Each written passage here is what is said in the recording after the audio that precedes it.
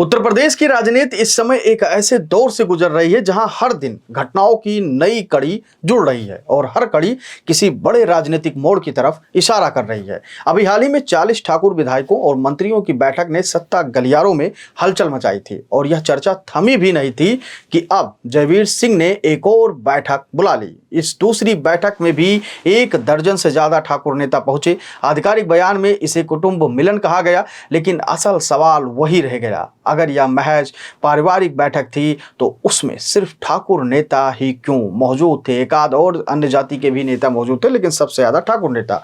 बैठक के उद्देश्य को लेकर कई कहानियां चल रही हैं। कुछ लोग कह रहे हैं कि जो पहली बैठक थी वो ठाकुर रामवीर सिंह के जीत का जश्न था, तो कुछ इसे राजा भैया के नेतृत्व में शक्ति प्रदर्शन मान रहे हैं। लेकिन राजनीतिक गलियारों में जो फुसफुसाहट हो रही है उसका मतलब और भी गंभीर है। ठाकुर समाज संगठित होकर योगी आदित्यनाथ के इर्द गिर्द सिमट रहा है।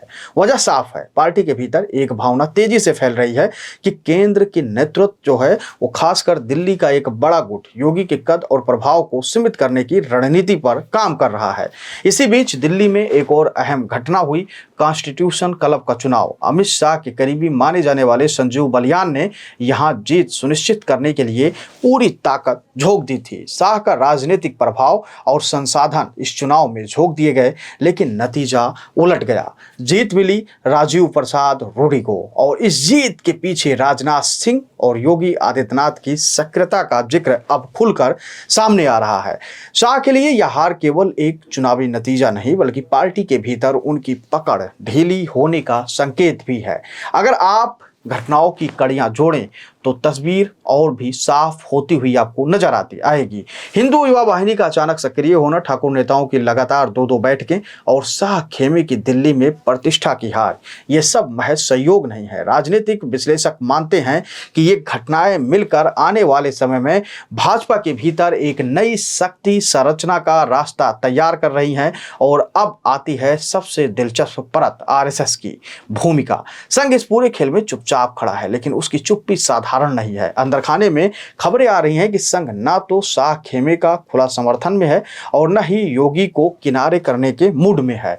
उल्टा संघ के कुछ शीर्ष पदाधिकारी ने हाल ही में योगी के साथ लंबे समय तक बैठक की थी। सूत्र कहते हैं कि संघ ने चुपचाप अपना झुकाव योगी की तरफ कर लिया है। याद रखिए, आरएसएस की शैली हमेशा एक जैसी रहती है। वो तब तक चुप रहते हैं जब तक सही समय नहीं आता, और जब आदेश आता है तो वह आदेश सिर्फ राजनीतिक बयान नहीं होती बल्कि सत्ता संतुलन की जड़ से हिला देने वाला कदम होता है। यही वजह है कि यह पूरी कहानी महज ठाकुर बैठक या क्लब चुनाव की खबर भर नहीं है। यह एक बड़ी पृष्ठभूमि है जिसमें मोहरे चुपचाप अपनी अपनी जगह बदल रहे हैं। हो सकता है आने वाले महीने में कोई ऐसा फैसला हो जो न केवल उत्तर प्रदेश की राजनीति को बल्कि दिल्ली की सत्ता के पूरे समीकरण को बदल दे।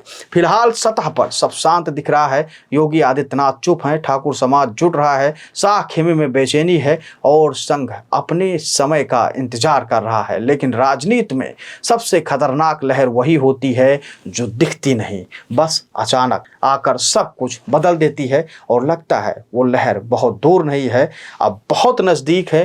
क्योंकि जिस तरीके से बैठक पे बैठक और जिस प्रकार से कॉन्स्टिट्यूशन क्लब का चुनाव और उसके बाद उत्तराखंड में एक हिंदू युवा वाहिनी का सक्रिय होना और ये कहा जाना कि 5 करोड़ से अधिक अब सदस्य इस हिंदू युवा वाहिनी संगठन में जुड़ेंगे, ये सब कहानियां आपको ऐसे उलझुल लग सकते हैं। बहुत सारे लोगों को ये लगता होगा कि ये सब अनाप शनाप की बातें हैं, लेकिन ऐसा बिल्कुल नहीं है। इसमें बहुत सारी ऐसी चीजें हैं जो आपके समझ से बाहर हैं। बहुत सारी चीजें जो घटित हो रही हैं, अंदर ही अंदर खाने चल रही हैं। बहुत सारी चीजें छिपाने की कोशिश की जा रही है, मीडिया से दूर रखने की कोशिश की जा रही है। लेकिन फिलहाल कहीं ना कहीं कुछ ना कुछ पक रहा है और कुछ बड़ा होने की तैयारी चल रहा है। एक तरफ अमित शाह का आना लखनऊ और केशव को मित्र बताना, और उसके कुछ दिन बाद केशव द्वारा एक मीडिया चैनल में अमित शाह को गुरु बताना, और उसके बाद तुरंत केशव का दिल्ली हाजिरी, और उसके बाद योगी आदित्यनाथ का बुलावा, फिर भूपेंद्र चौधरी का बुलावा, और उसके बाद वो वापस आते हैं। उसके बाद कहीं ना कहीं जगदीप धनखड़ का उपराष्ट्रपति का इस्तीफा, और उसके बाद में योगी आदित्यनाथ 33 महीने के बाद वो अवध के जो सबसे बड़े नेता माने जाते हैं ब्रजभूषण शरण सिंह से मुलाकात करना, ये कहीं ना कहीं ये सब सारी जो घटनाएं हैं आपस में जुड़ रही हैं, लगातार इस पे बातें हो रही हैं। उद्देश्य सबका साफ है, या तो प्रदेश अध्यक्ष को लेकर बात हो रही है, या उत्तर प्रदेश के मुख्यमंत्री को लेकर बात हो रही है, या फिर केंद्र की सत्ता को लेकर बात हो रही है। क्योंकि आरएसएस ने पहले कह दिया कि 75 साल के बाद हर एक नेता को एक सम्मानजनक विदाई ले लेना चाहिए। और मोदी ने जिस प्रकार से अमित शाह को लेकर बयान दिया कि अभी अमित शाह को बहुत सारे काम करने हैं, बहुत बड़े पद पे जाना है, चीजें करनी है, तो इस तरीके से जो चीजें अभी चल रही हैं, गुपचुप तरीके से बातें हो रही हैं, कहीं ना कहीं जो ये सूत्र है, तमाम जो विश्लेषक है वो इस पूरी खबर और घटनाक्रम को अलग अलग तरीके से पेश कर रहे हैं। वो समझने की कोशिश कर रहे हैं कि आखिर में ये सब पूरी घटनाएं किस तरफ इशारा कर रही हैं। उसी पे हम बात कर रहे थे। आप अपनी राय हमको जरूर दीजिएगा, क्योंकि आपकी राय सबसे महत्वपूर्ण होती है, ऊर्जा देती है आगे और भी चीज़ों को सोचने और परखने और बात करने का। तो आप अपनी राय हमको जरूर दीजिएगा और बताइएगा कि ये सब हो क्या रहा है अभी फिलहाल उत्तर प्रदेश और केंद्र में, यानी कि दिल्ली में अभी जो भी कुछ चल रहा है उसको लेकर आप क्या कुछ सोचते हैं। आप अपनी राय हमें कमेंट सेक्शन में जरूर दीजिएगा। धन्यवाद।